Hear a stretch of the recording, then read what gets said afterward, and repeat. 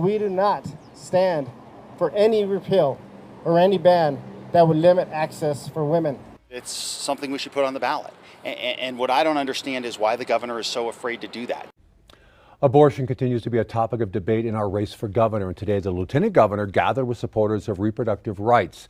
And Action 7 reporter Angel Salcido was there.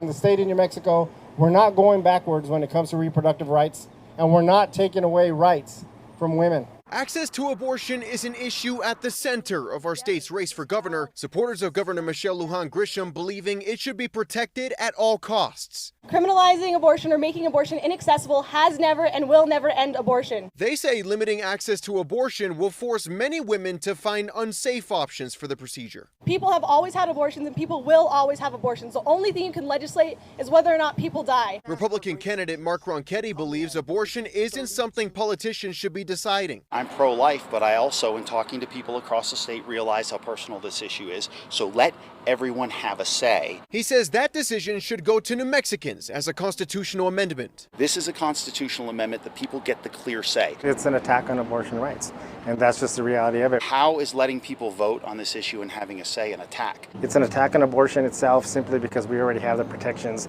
in the books right here in the state of New Mexico. The attack is on letting people have their voice. That's the real attack here. They don't want the people to have their say. And for the governor to think that her say is the only way to go is a mistake. And I just don't understand why we can't have a say in this. Why?